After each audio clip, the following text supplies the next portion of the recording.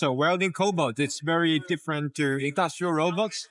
Its features are very safe and very flexible for customized parts welding. And now I'm going to show you how the welding cobots are used. So it's very easy, no need for very complicated programming.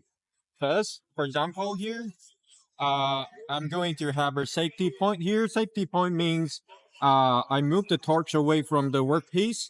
So I create a point here. And for example, if I want to start welding from here, I press the enable button behind the torch, and I slowly position the welding torch to the first point of welding, and then I record another point, arc on point. That means it's going to start welding from this position.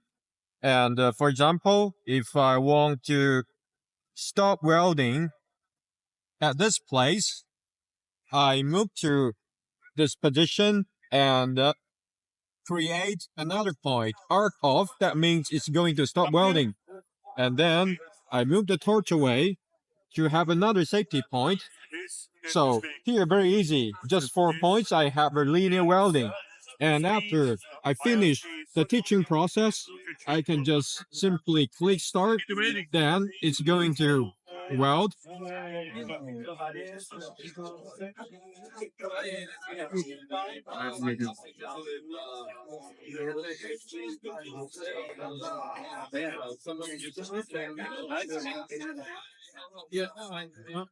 So as you can see, it's very easy to use. No engineers, no technicians needed for workers or for people without any technical background.